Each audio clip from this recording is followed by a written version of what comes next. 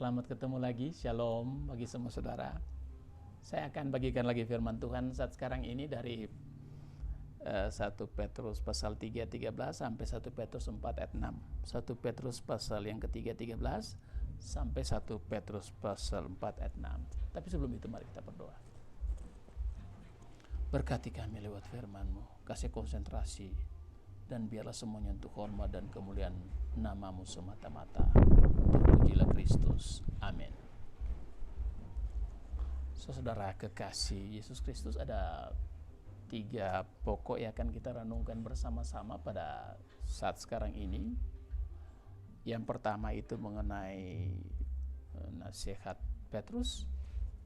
Yang kedua ini tentang penderitaan Kristus, dan yang ketiga makna penderitaan Kristus. Kita akan masuk satu demi satu. Yang pertama, saudara kekasih Yesus Kristus, kita akan berbicara mengenai nasihat Petrus. Kekasih Yesus Kristus itu Petrus katakan pada mereka, pada orang Kristen yang sedang menderita, yang merupakan latar belakang perjanjian baru. Orang Kristen menderita karena imannya. Petrus katakan pada mereka supaya mereka rajin berbuat baik, ya, rajin berbuat baik. Kemudian Petrus juga katakan pada mereka, justru dalam penderitaan itu mereka mengalami pengudusan, ya kan. Jadi bagian-bagian tubuh mereka yang tidak benar itu dikuduskan oleh Tuhan. Yang ketiga, Petrus katakan supaya kalau mereka ditanya mengenai iman percayanya, mereka harus jawab itu dengan lemah lembut dan hormat. Jadi tidak usah emosi, biasa saja. Sampaikan itu dengan lemah lembut dan hormat kalau orang bertanya tentang iman mereka. Kemudian Petrus juga katakan lebih baik menderita karena berbuat baik daripada menderita karena berbuat jahat. Lebih baik menderita karena berbuat baik daripada menderita karena berbuat jahat. Kalau berbuat jahat bisa masuk penjara. Saudara kekasih Kristus, sekarang kita masuk dalam poin yang kedua tentang penderitaan Kristus. Jadi kan mereka menderita, mereka harus mencari pencerahan bagaimana mereka menjalani kehidupan ini kalau mereka menderita, dan mereka mau belajar dari Kristus. Ini penderitaan Kristus. Jadi Yesus menderita, ya kan? Menderita luar biasa. Bahkan dikatakan ayat 18, ia dibunuh dalam keadaannya sebagai manusia, tetapi yang telah dibangkitkan menurut roh. Jadi dia bukan hanya menderita, dia meninggal, dibunuh karena dibunuh kehidupannya sebagai manusia, dia sangat menderita. Dan kemudian dikatakan dalam firman Tuhan yang saya sudah bacakan tadi, tetapi yang telah dibangkitkan menurut roh. Jadi dibangkitkan menurut roh. Dan bahasa aslinya pneumati. Pneumati diterjemahkan spirit, dan spirit huruf kecil. Dan ini dalam dunia teologi yang dikatakan dikotomi. Ini dikotomi di sini, tubuh dan roh. Jadi tubuhnya mati tapi kemudian rohnya dibangkitkan. Tentu saja Petrus tahu tentang Yesus yang yang sudah kebangkitannya. Dia makan ikan, dalam satu ruangan dia hadir, kemudian tiba-tiba dia gaib, menghilang. Itu kan tubuh kebangkitan, dia tahu itu. Tapi di sini dia ingin sampaikan satu hal yang lain, bahwa dia dibangkitkan dalam roh, ya. Dan saudara, dia dibangkitkan dalam roh itu yang pergi beritakan Injil. Beritakan Injil, roh pergi beritakan Injil kepada mereka yang hidup pada zaman Nuh. Nah, ini luar biasa, ini Petrus ini. Dia kan dipanggil untuk melayani bangsa Yahudi, orang Israel. Paulus kepada non-Yahudi. Dan dia sampaikan pada di sini, saudara, dia sampaikan di sini bahwa Yesus pergi beritakan Injil pada orang-orang yang hidup pada zaman Nabi Nuh. Nabi Nuh itu kan cikal bakal bangsa Israel itu Abraham, dan masih ada menara Babel baru Nuh. Jadi di sini Petrus ingin menyampaikan tentang kasih dan keadilan Allah, bahwa dia pergi beritakan Injil pada orang Yahudi, orang Israel. Paulus pada orang non-Yahudi. Kan bagi Petrus bagaimana orang yang hidup sebelum Israel itu ada. Dan dia katakan bahwa Yesus pergi ke sana beritakan Injil kepada orang-orang yang hidup sebelum Israel ada. Orang yang hidup pada zaman Nabi Nuh yang melakukan dosa yang luar biasa kemudian dihukum. Dan Yesus pergi pada mereka, berikan kesempatan keselamatan kepada mereka. Jadi di sini ada kasih dan keadilan Allah kepada semua manusia. Itu pikiran Petrus. Tapi Kak, apakah ini halu ya? Bahasa di televisi, apa ini halusinasinya si Petrus? Apakah ini hanya imajinasi si Petrus atau bagaimana? Atau dia karang-karang di sini? Enggak, saudara. Semua penulis Alkitab itu mereka menulis firman Tuhan itu berdasarkan dorongan Roh Kudus. Jadi Petrus dipimpin oleh Roh Kudus dalam menulis firman Tuhan ini, dan ini benar adanya. Ia pergi beritakan Injil kepada mereka yang hidup pada zaman Nuh, yang melakukan kejahatan yang luar biasa.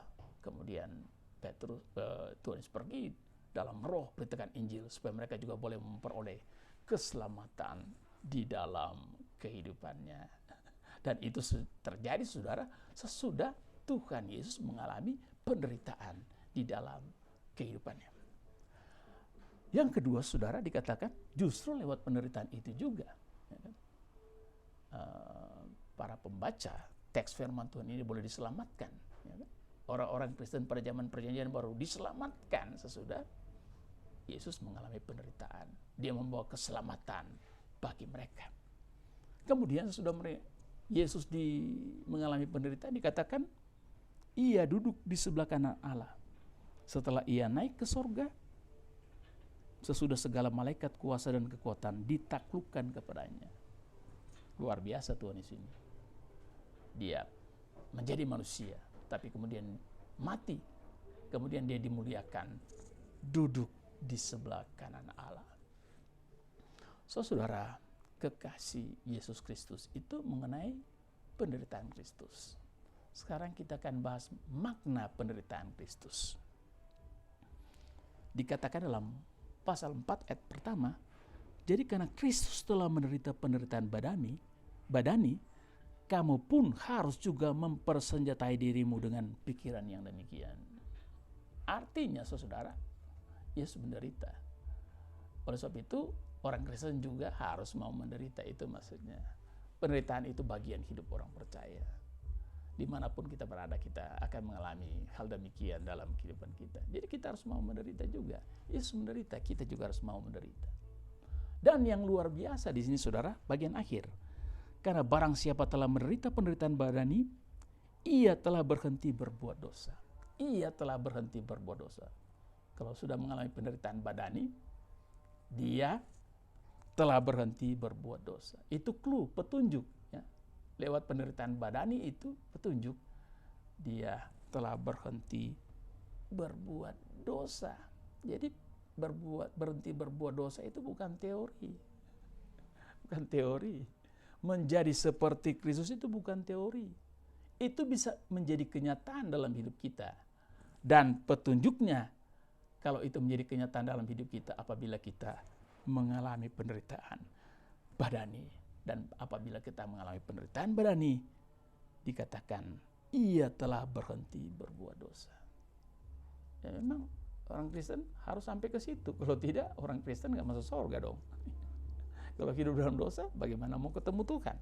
Kita harus berhenti berbuat dosa supaya kita bisa bertemu dengan Dia di dalam kerajaannya.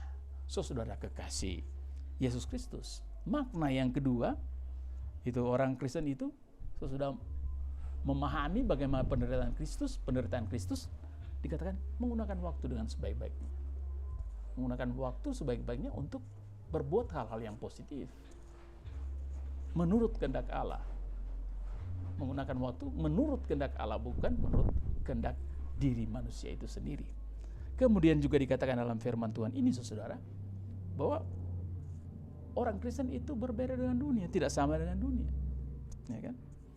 Kalau dunia dikatakan hidup dalam rupa-rupa hawa nafsu, keinginan kemabukan, pesta pora, perjamuan minum, dan penyembahan berhala yang terlarang. Itu orang dunia. Orang Kristen, orang percaya berbeda dengan mereka. Tidak hidup seperti yang saya sudah sampaikan tadi. Saudara kekasih Kristus, makna selanjutnya bukan hanya penderitaan itu berdampak bagi umat Tuhan, tapi juga bagi mereka yang menganiaya jemaat Tuhan. Dikatakan di sini, tetapi mereka harus memberi pertanggungjawaban kepada Dia yang telah siap sedia menghakimi orang yang hidup dan yang mati. Mereka juga akan dihakimi. Orang yang mengenai orang Kristen akan dihakimi. Jangan pikir nanti sudah selesai, gak ada masalah. Enggak, mereka akan dihakimi. Petrus galak juga di sini. Menganiaya orang Kristen akan dihakimi oleh Tuhan. Tapi kemudian dikatakan di sini, yang menarik saudara, itulah sebabnya maka Injil telah diberitakan juga kepada orang-orang mati. Jadi sebelum mereka dihakimi, Injil diberitakan dulu kepada mereka. Mereka sudah menganiaya jemaat, tapi masih diberikan peluang untuk mendengarkan Injil. Mereka sudah mati, itu kan mereka semua sudah mati. Sampai sekarang kan belum terjadi itu kedatangan Tuhan. Eskatologi belum. Kedatangan Tuhan untuk menghakimi dunia belum. Dan sebelum mereka dihakimi, orang-orang mati ini, mereka pertama dikatakan akan mendengarkan Injil itu. Berarti ini saudara, kesempatan kedua, second chance. Kesempatan kedua kepada manusia. Waktu hidup mereka mungkin membelakangi Tuhan, menjauhkan diri daripada Tuhan, membunuh para penginjil, ya. Tapi mereka diberikan kesempatan kedua untuk mendengarkan Injil. Jadi keselamatan masih ditawarkan, diberitakan kepada mereka yang belum percaya pada Tuhan.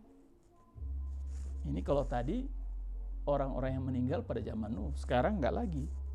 Pada semua orang mati, Injil itu akan diberitakan, disampaikan supaya mereka boleh mengenal Tuhan. Kekasih-kekasih Yesus Kristus. Firman Tuhan ini menjadi sedemikian menarik. Karena itu menjawab pertanyaan banyak orang yang mau menyelidiki Alkitab. Dikatakan saudara kan keselamatan itu adalah dalam Yesus. Keselamatan itu adalah dalam Yesus. Semua yang percaya padanya diselamatkan. Terus pertanyaan, bagaimana orang-orang yang hidup sebelum Yesus hadir? Yang ada di tengah-tengah, Yesus hadir di tengah-tengah dunia ini. Keselamatan itu ada dia datang 2000 tahun yang lalu, tapi bagaimana dengan mereka yang hidup sebelum 2000 tahun yang lalu itu? Sebelum Kristus, bagaimana nasib mereka? Dan firman Tuhan ini menjawab pertanyaan itu, bahwa Yesus pergi juga pada mereka untuk beritakan Injil. Luar biasa saudara, ini menjawab pertanyaan yang seringkali ditanyakan kepada para pelayan Tuhan mengenai orang-orang yang hidup sebelum Kristus. Karena kalau keselamatan hanya ada pada Yesus, bagaimana nasib mereka? Maka firman Tuhan ini menjawab bahwa Yesus pergi pada mereka, beritakan Injil supaya mereka boleh memperoleh keselamatan dalam hidupnya. Kekasih-kekasih Yesus Kristus. Ini kan second chance ya, kesempatan kedua. Kalau ada kesempatan kedua, nggak usah kita pergi beritakan Injil. Kan mereka mati juga masih akan diberikan kesempatan mengenal Tuhan. Apakah kita boleh berpikir demikian? Enggak, saudara. Yesus bersemangat mengasihi manusia. Beritakan Injil pada manusia yang masih buka mata ataupun sudah tutup mata. Tuhan pergi beritakan Injil, dan itu berikan kesempatan juga kita. Semangat pada kita untuk pergi beritakan firman kepada dunia ini. 8 miliar manusia itu begitu banyak orang yang belum mengenal Tuhan. Data yang saya dengar, saya baca itu 2,8 manusia orang-orang Kristen. Itu pun masih banyak yang belum sungguh-sungguh. Tugas berat bagi kita untuk pergi beritakan Injil kepada dunia, supaya dunia boleh mengenal Tuhan, dunia diselamatkan. Yesus semangat pergi beritakan Injil pada mereka yang masih buka mata ataupun sudah tutup mata. Dia pergi beritakan Injil. Beritakan Injil kepada Yudas Iskariot, ya kan? Beritakan Injil kepada Adolf Hitler. Beritakan Injil kepada Westerling, ya kan? Beritakan Injil kepada semua saja yang menurut kita sebagai manusia orang jahat. Masih ada kesempatan kedua kepada mereka untuk mendengarkan firman Tuhan. Saudara, mari kita bersemangat. Pergi beritakan firman. Membawa orang menjadi percaya pada Kristus. Begitu banyak orang yang belum mengenal Tuhan. Mari kita tetap memberitakan Injil. Sama seperti guru kita, Tuhan Yesus Kristus. Terpujilah Kristus. Amin.